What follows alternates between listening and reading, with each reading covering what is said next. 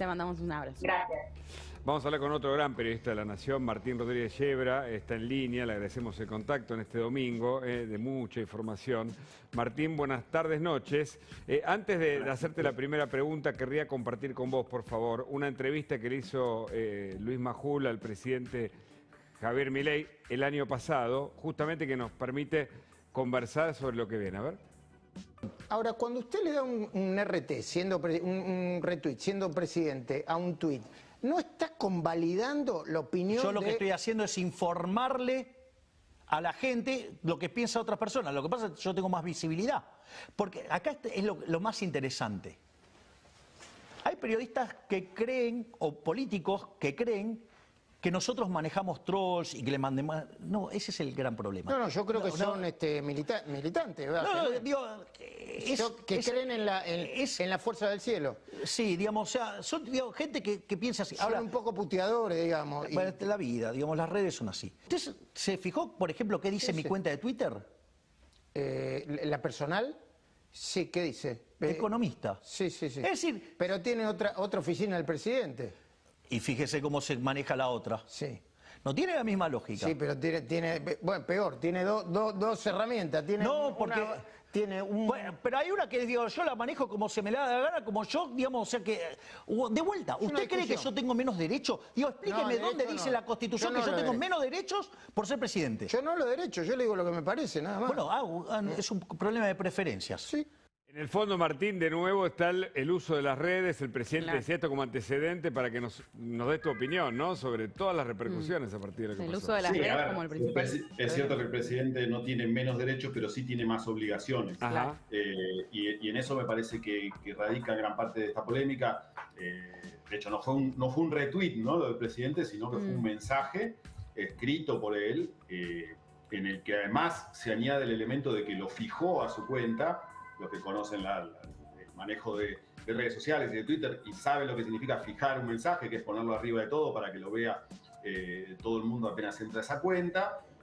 Y bueno, tuvo un efecto absolutamente decisivo, casi te diría que sin ese mensaje no estaríamos hablando de Libra, no existiría la cuestión de esta criptomoneda. Por eso la responsabilidad del presidente en este caso es ineludible. Tiene que el gobierno todavía, me parece, encontrar una narrativa que pueda permitirle salir de esta situación en la que queda atrapado el presidente, porque es él el que pone la cara por este negocio, que no sabemos todavía, recién estamos viendo la punta del iceberg de qué fue este negocio, pero que creo que al presidente lo afecta de manera muy fuerte sobre tres de los grandes activos de su característica, de su liderazgo, básicamente, que son la credibilidad, un presidente que basa su discurso, es decir, yo cumplo las promesas, la capacidad técnica, ¿no? Cuando él habla de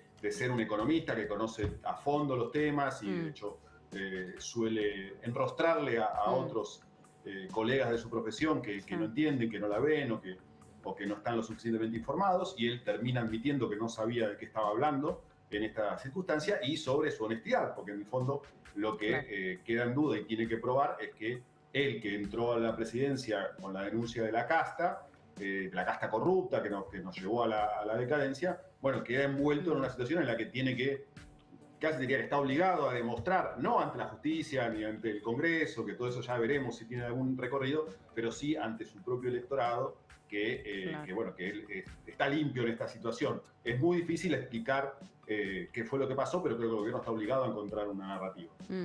Es interesante, ¿no? Esto que decís sobre los tres activos. Claro. Quiero compartir con vos el final de esta nota que escribe nuestro colega Luciano Román, que dice lo siguiente, ¿no? A más de un año de haber asumido el desafortunado escándalo cripto, entre comillas, tal vez le dé al presidente una oportunidad de aprendizaje.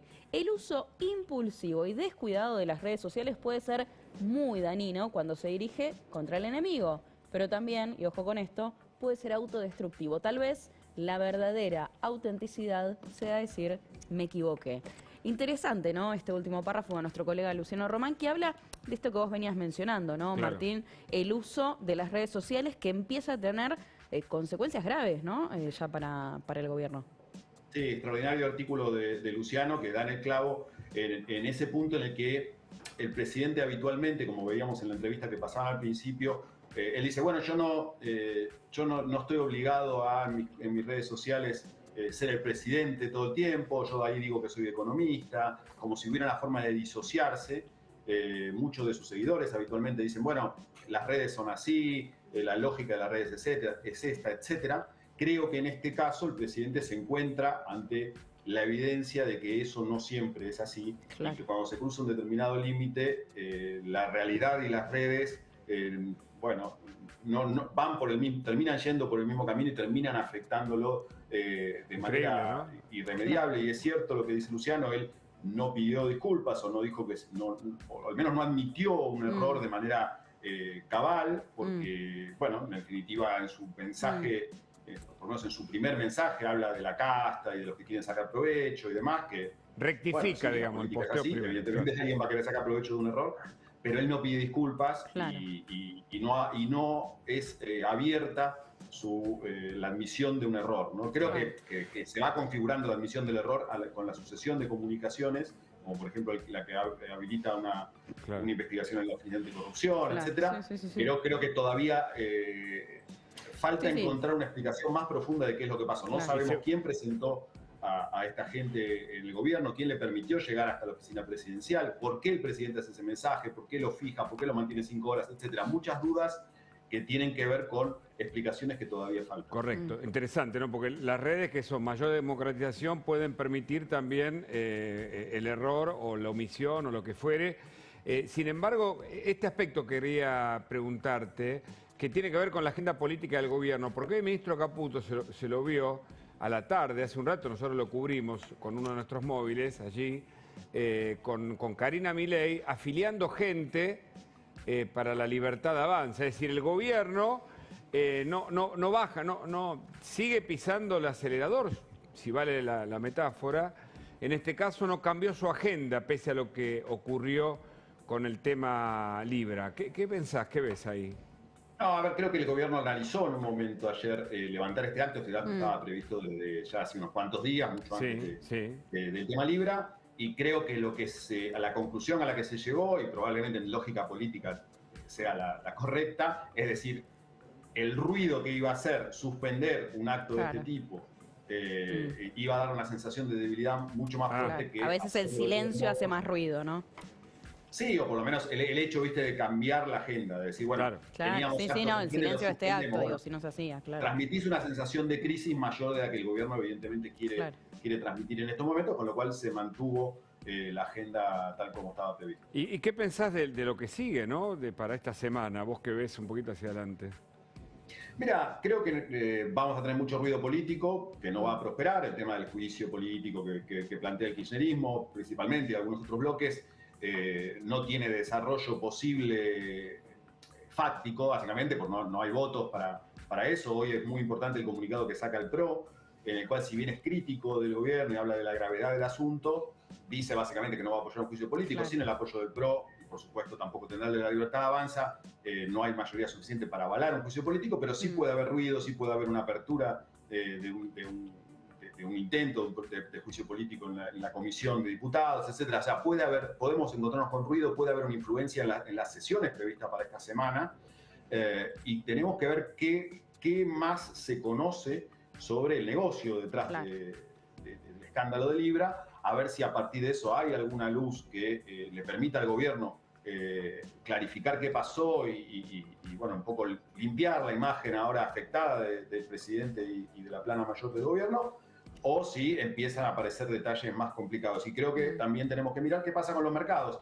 Internacionalmente tuvo mucho impacto esta noticia, y hay que ver si de alguna manera afecta o no la credibilidad argentina, y eso repercute de alguna forma en los activos del país en el exterior. No me queda claro que eso sea lo que vaya a pasar, pero hay mucha gente diciendo, bueno, vamos a ver cómo abren los mercados mañana, si esto tiene algún impacto o no, porque en definitiva lo que está en juego es la palabra presidencial en un momento en el que es muy relevante, y pocas veces Argentina tuvo un presidente que tenga ese nivel de influencia internacional, o ese nivel de visibilidad internacional, y bueno, es una incógnita cómo puede impactar en la credibilidad del país. Totalmente. Martín. Martín, interesantísimo como siempre escucharte. Muchas Muy claro, gracias. te agradecemos mucho por el contacto. Un abrazo. Un placer, les mando un abrazo. Hasta Gracias. luego.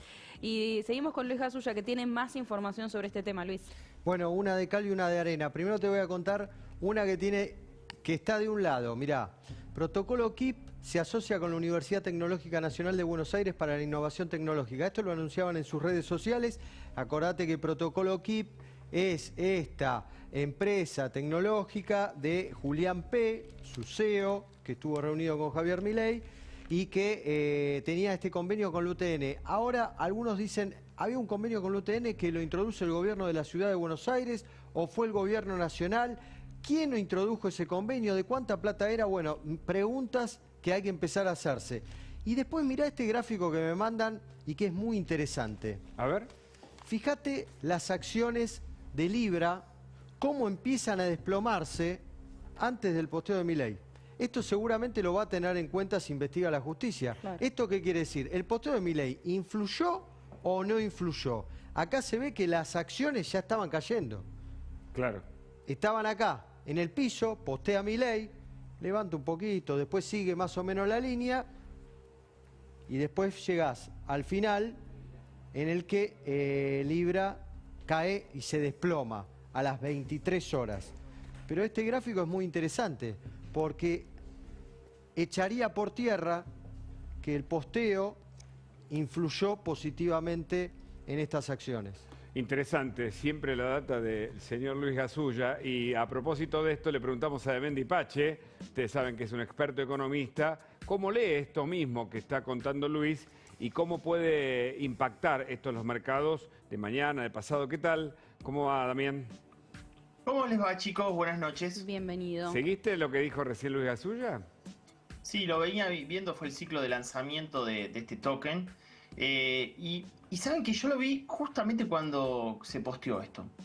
Y ustedes saben que soy una persona bastante vinculada al sector PYME, por lo cual me quise informar inmediatamente de qué se trataba, porque me interesa mucho, porque probablemente, primero, hay proyectos que se utilizan para recaudar fondos para determinado público, como puede llegar a ser un proyecto en específico. Sí, los hay. Generalmente esto se llama ICO, que en inglés es Initial Coin Offering, que es oferta inicial de moneda. Correcto. Y lo que a mí me llamó la atención, siendo el presidente de la nación y el equipo que me parece que faltaba en ese momento, por lo menos a mí, que soy un público general, teniendo en cuenta que los argentinos no estamos muy informados de las finanzas tradicionales, imagínense las finanzas descentralizadas, que esta oferta pública inicial le faltaba cuestiones, ¿no? Decir, bueno, ¿cuál es el objetivo de creación de este token? ¿Cuál es la explicación técnica del proyecto? ¿Cuál es el cronograma de desarrollo e implementación? ¿A qué público va a favorecer? ¿Cuál es el plan de uso de esos fondos? Me hizo un montón de preguntas, chicos. Ajá. En serio, ¿eh? Sí, ¿Cuál sí. es la descripción? ¿Cuáles son la cantidad de tokens que se van a emitir? ¿En manos de quién están los tokens al realizar esta oferta inicial? Y si es real que generalmente estos lanzamientos tienen, digamos, una acción, digamos, de marketing muy fuerte en su inicio, en el cual efectivamente tiene un nivel de precompra, de algunos que lo desarrollan, dicen, che, yo creo en este token, voy a comprar inicialmente más y a partir que la moneda tenga alza, bueno, voy a tener mis rendimientos, ¿no? Esto sí sucede, bueno, el problema es que aquellos que estaban comprados se vendieron inmediatamente, ¿no? Claro, y el tema es, Dami, ¿cómo se explica que pasó en muy poco tiempo? Creo que era vos seguro tenés mejor los números, de 0,5 a 5 Claro. dólares, ¿no? Claro. Subió muy fuertemente en muy poco tiempo. Sí, yo ahí, primero lo que la compra de los tokens se realizan a través de oferentes, digamos, anónimos, pero en la cadena de blockchain se puede ver todo. Estaría bueno ver ese ciclo. Claro. Se estima que fue un Pareto inverso esto, donde el 80% estaba concentrado en 3 tipos y el 20% fue el que cayó, y el 80% en el cual estaban concentrados fueron los que hicieron toma de ganancia. Eso es Justo lo los que tres tipos que desaparecieron del directorio de la página oficial. Exactamente, Luis. Y esos, digamos, esa recolección de fondos generaron una caída abrupta. Eso se dio ¿qué pasó en esas 4 o 5 horas entre que el presidente postea y que decide no seguir, digamos, promocionando este proyecto. ¿Por qué lo digo? Bueno, porque también ha habido proyectos de, por ejemplo, Donald Trump, que también ha tenido iniciativas de este tipo. Sí. Ha habido otros presidentes. Entonces, pero antes de asumir fue lo de Donald Trump. Exactamente. Sí, Y ahí sí. hay una diferencia, ¿no? Evidentemente. Totalmente, sí, totalmente. Y ahí me parece que también digo qué pasó en el medio. Y yo digo, me parece que hoy lo que está sucediendo es que hay un círculo bastante cerrado de asesores para manejar el entorno donde se escuchan opiniones similares y no de personas con ideas que no pueden llegar a ser afines desde el punto de vista tecnológico. Me llamó la atención que desde el jefe de gabinete del Consejo de Asesores, Damian Raidel, si bien él se encarga de inteligencia artificial, es un consejo de asesores. Debería estar en pleno funcionamiento. Correcto. O sea, y tuvo 2 o 3 aristas más importantes. Yo escribí un libro que se llama El futuro del comercio que se viene. Cuando escribí el libro me parecía que tenía que tener 2 colaboradores importantes porque desconozco el tema. Uno tenía que ser sobre ciberseguridad, otro tenía que ser sobre el blockchain y otro tenía que ser programación. Yo, imagínate un presidente, tiene que tener muchas aristas. Ahí está el libro, mira, ahí está el libro. Pesos, el signo pesos. Pero es interesante, ¿no? Esto que decís, o sea, tiene que rodearse obviamente de gente que conozca. Sí. Y hay personas como por ejemplo Damian Raidel, eso es lo que vos decís, pero Sí, lo que planteas es que no habrían sido consultados, entiendo. Bueno, ahí hay una mirada. El gobierno parece que posteó, está mirando ese entorno también, me parece a esta altura. Damian Raidel posteó hoy que efectivamente él no estaba involucrado en el proyecto, que él está encargado del tema que es inteligencia artificial, pero bueno, me parece que va a tener que efectivamente que ese consejo de asesores ponerlo en funcionamiento y abrir las aristas hacia otros campos y abrir un poco su visión también, ¿no? Después nos tenemos que preguntar si Abril cometió o no estafa, más allá de los mercados, pero hablando de mercados, ¿cómo puede impactar, vos que seguís el minuto a minuto, la economía doméstica y la otra, la de la macro, cómo puede impactar esto en los próximos días? Bueno, yo creo que el mercado de las criptomonedas es un mercado muy, digamos, diferente del mercado de las finanzas tradicionales.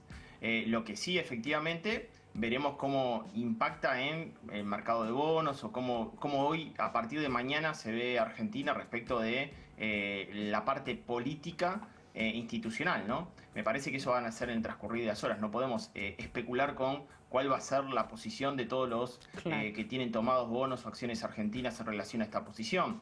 Por ahí, desde ese punto de vista, no termina pasando nada, pero si desde el punto de vista político e institucional esto se avanza y no hay claridad respecto de la evolución de esto, bueno, ahí puede convertirse algo que efectivamente fue un problema dentro de un campo, trasladarse al otro, ¿no? Dentro del campo de las finanzas descentralizadas, trasladarse al de las finanzas centralizadas. Y hay algo interesante, chicos. A ver. El mundo hoy se debate entre regular este mercado, darle un marco regulatorio y desregularlo más. ¿Qué es lo que en Estados Unidos, una autoridad muy fuerte, que es Gary Gensler, que está en la Comisión Nacional de Valores, en la anterior presidencia, tenía un marco regulatorio donde era muy intervencionista en el mercado cripto. Esta es una hipótesis. Trump, de alguna manera, va a desregular el mercado, ya permite, digamos, que las criptomonedas coticen a través de fondos cotizados en la bolsa de valores, va a ir hacia una apertura mayor del nivel de desregulación de las criptomonedas. En Argentina, que es un mercado muy incipiente, pero Argentina es el 10º país, los argentinos somos los 10º poseedores en criptomoneda del mundo. ¿Escucharon? Los 10º poseedores de criptomonedas en el mundo. Tenemos, digamos, personas que se dedican a blockchain, que hablé con 5 importantes para informarme en las últimas horas. Argentina tiene un ecosistema, Argentina tiene muchos profesionales blockchain como para consultar del tema. En ese sentido, también podía haber sido interesante darle más tiempo y oxígeno al proyecto y que pase por la Comisión Nacional de Valores. Darle mayor legitimidad institucional y un marco regulatorio, ¿no? Es interesante lo que decís sobre el impacto económico que puede tener. Lo que nos preguntamos también es qué impacto político va a tener. Te pido, Dami, te invito, si te podés quedar, porque ya llegó Cristian Boutier de la consultora CB Consultora, porque, claro, lo que nos preguntamos es ¿qué impacto político puede llegar a tener esto en Javier Milei y también en su imagen, que viene en franco ascenso, pero esto puede llegar a a darle un descenso en su imagen. Cristian, bienvenido. Mira, antes que nada, ¿cómo estás, Agustina? Hola, hola. ¿Cómo están? Gracias por la invitación. ¿Cómo estás? Para mí es interesante, nosotros acabamos de cortar ayer la medición nacional para medir la imagen de Milei en el marco de un ranking de presidentes que hacemos mensualmente. Venía normal y justamente el bloque de respuestas de ayer tiró y dejó una caída del 2,6 comparado a la última medición. O sea, que ya tienen datos de ayer. Sí, que la imagen del presidente terminó cayendo 2,6 de imagen positiva comparada a la última medición que había sido en diciembre. ¿Cuánto dio en diciembre y cuánto dio ayer? Teníamos, ahí te lo digo, un segundito. Para compararlo, ¿no? Para analizar esos datos, que es interesante, porque si terminaron justo el estudio de ayer, estamos dando un anticipo. Recién salido del horno, digamos. Tenía el 51,8 en diciembre, 49,3 de positiva en febrero, bajando 2,6. O sea, aún mantiene más positiva que la negativa, 49,3 de positiva, 48,1 de negativa, pero una caída que vuelve a lo mismo. Cuando desglosás la toma de muestra que arrancó el 11 de febrero y terminó el 15 de febrero, la muestra del 15 de febrero, vemos ahí un gran volumen de respuestas negativas. Entonces, esto, en primera instancia, yo creo que habría que desglosarlo. ¿No? Se llegó a comparar de que puede ser la foto de Olivos de Alberto. Me parece que hay que diferenciarlo, es totalmente diferente.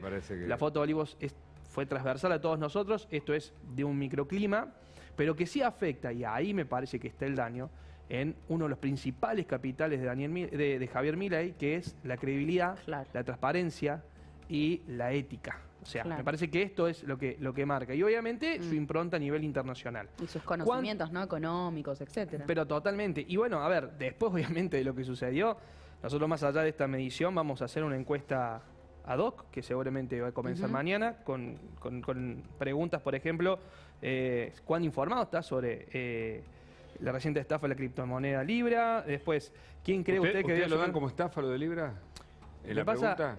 Para que se quede claro, digamos. Lo que pasa es que, quieras o no, ha entrado. Vamos a ver, la muestra va a salir mañana si ponemos polémica o estafa, pero está claro de que está enfocado, o sea, de prima en polémica. Después, obviamente, ¿quién debería asumir la responsabilidad? Si el presidente Milei, los creadores de Libra, los propios inversores por no investigar adecuadamente. Bueno, muchas preguntas vamos a hacer en este tema, que los resultados van a estar seguramente para miércoles o jueves, para poder indagar, ¿no? Porque esto es un antes y un después. Principalmente vuelvo al mismo, la credibilidad del presidente, no solamente a nivel nacional en el marco de un año electoral, sino a nivel internacional. Porque lo que logró Milei es ser la Argentina. Argentina es Milei, Milei es la Argentina, eso es lo que logró a nivel internacional.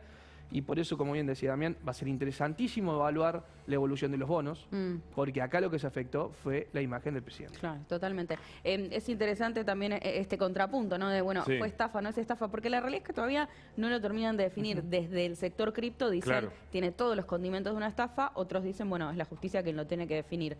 En tu opinión, con el conocimiento que vos tenés de todo este sector, Damián, ¿tiene características de una estafa o no están los condimentos para comprobar eso? Primero, para mí acá hay un mal asesoramiento al presidente de la nación, básicamente porque si ingresa un proyecto y sale, los que estaban en el proyecto esperaban que el presidente se quede. ¿Por qué el presidente se iba a quedar en el proyecto? ¿Cuál fue la claridad como para transparentar que esto efectivamente a la comunidad que iba a beneficiar lleguen esos fondos de esa comunidad? No llegaron, Agus. Y la realidad que hay muchas personas que perdieron plata a través de esta posición. Que en definitiva, acá lo que tenemos que evaluar, si era un proyecto para pequeñas empresas, reitero, ¿cuál era el destino? ¿En qué términos? ¿Cuál era la cantidad de tokens que se iban a emitir? Darle transparencia. Y me parece que el presidente ahí, efectivamente, sí, tiene un consejo de asesores, lo tiene que hacer trabajar y tiene que tener, él es el máximo responsable, primero, ¿no? Correcto. Pero tiene que tener gente que le limite, digamos, los costos de este tipo de exposición que de alguna manera le quitan credibilidad en un momento, yo lo escuchaba recién a Cristian, en un momento donde la imagen de Milei era muy fuerte, porque desde el punto de vista económico, Argentina venía de una semana de baja de la inflación el jueves, no, esto no fue hace años, venía de una baja de inflación interanual, con una situación donde desde el punto de vista económico venía teniendo una salida gradual mes a mes de la situación económica. Se han visto datos de empleo que iba mejorando muy lentamente. Un clima de estabilización. Bueno, efectivamente, esto genera una disrupción en un momento que la imagen del presidente, bueno, venía al alza y veremos qué tipo de impacto tiene, ¿no? Cristian, mal asesoramiento del gobierno o por parte del presidente en el gobierno, dice Damián. Sí. El gobierno está analizando esto, está analizando su círculo porque algunos dicen puede rodar alguna cabeza. Si actúa la guillotina, en todo caso hubo un mal asesoramiento del gobierno y si actúa la guillotina, ¿se disuelve el problema o sigue el conflicto? Bueno, comparto con Damián. Sí hay un mal asesoramiento porque el presidente no va a publicar de manera espontánea, claro, de la manera que lo hizo. Y no solamente en Twitter, porque acá me parece que es una seguidilla de cosas. Es Twitter reforzado en Instagram, haciendo captura de pantalla y después reconociéndome su tweet. O sea, no dio ni la posibilidad de plantear un hackeo. Me parece que acá es confirmar una acción que estaba premeditada. A lo mejor no analizaron las consecuencias.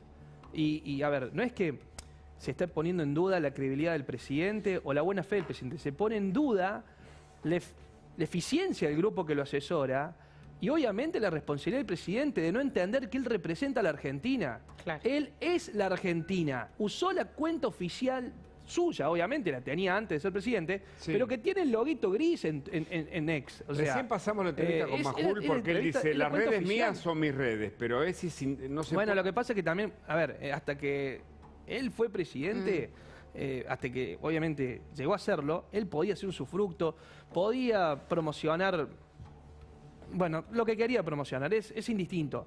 Ahora es el presidente de la Argentina y logró un posicionamiento, como bien lo plantean, como nunca se había logrado a nivel nacional. Claro. Digo, la llegada de las inversiones venían de la mano de lo que generaba Javier Milei en plan internacional y los títulos internacionales están mostrando a un presidente pegado a una estafa.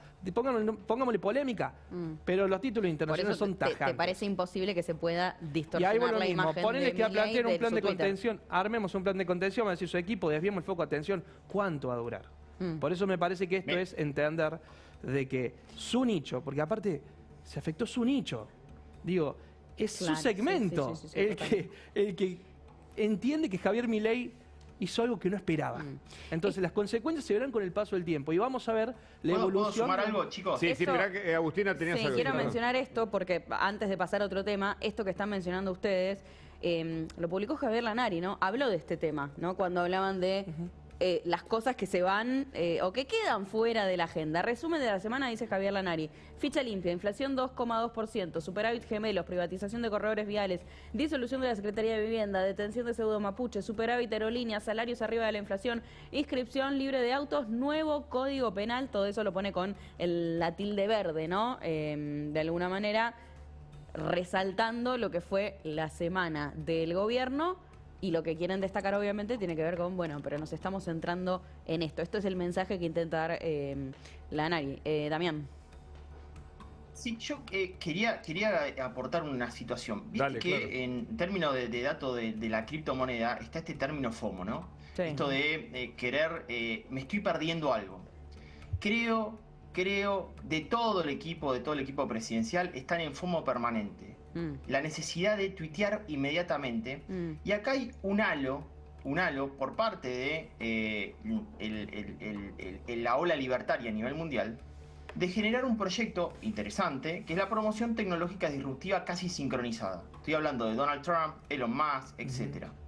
Yo creo que pudo haber ser parte esto de la ansiedad de querer subirse a esa ola, donde hay proyectos que efectivamente se concretan, de que tiene su nivel de capitalización, que efectivamente se concretan en mejoras tecnológicas, mejora de la velocidad de procesamiento de datos, que existen efectivamente estas ICOs o token que efectivamente llegan a destino. Pero creo que esa euforia de esta promoción tecnológica disruptiva sincronizada a nivel mundial, a veces no son los tiempos de Argentina. Jugó una mala pasada, decís vos eso. Totalmente, hay una necesidad, viste, de estar permanentemente subiéndose esa ola. Y la ola, por ejemplo, de Donald Trump, que publicó la meme coin y se quiso hacer lo mismo. Exactamente. Voy a contar una anécdota. Y creo que va a servir, yo no soy un 4 de copas al lado de esto, pero creo que va a servir en la situación. Recién ustedes postearon la tapa de mi libro, me estaba escribiendo Marquitos Mansuetti, que fue el que me ayudó en la parte de blockchain y la parte, digamos, de ciberseguridad de ese trabajo. Entonces, recuerdo una anécdota, año 2020, me proponían de promocionar una cripto. Una cripto que efectivamente lo que tenía como fundamento era una especie de cobertura a nivel de salud que se promocionaba en China, con un referente en China, otro en Norteamérica, una América Latina, etc. Bueno, lo primero que hice fue preguntarle a Marquito Mansuetti, che, estudia esto, eso se llama white paper, ¿cuáles son los fundamentos de esa cripto? ¿Cómo puede ser que le llegue al presidente algo donde no se haya estudiado eso? Eso no es culpa del presidente, o en última instancia, obviamente, es su decisión hacerlo, pero no puede llegar a manos del presidente algo que no tenga este estudio severo de lo que se está promocionando en calidad de presidente, ¿no? Claro, totalmente. Damián, capo, gracias por tu anécdota aparte. Gracias, Damián. Cristian Mutier, muchas gracias. Gracias por el análisis. Siempre interesantísimo. Ya está Florencia Arieto, nos metemos con el tema inseguridad, porque no nos olvidamos, de que hay muertos todos los días, sobre todo en el conurbano bonaerense. Y por supuesto hablamos de este tema. Ella tiene una postura también, una opinión política, es el tema del momento, pero vamos a hablar de lo que pasa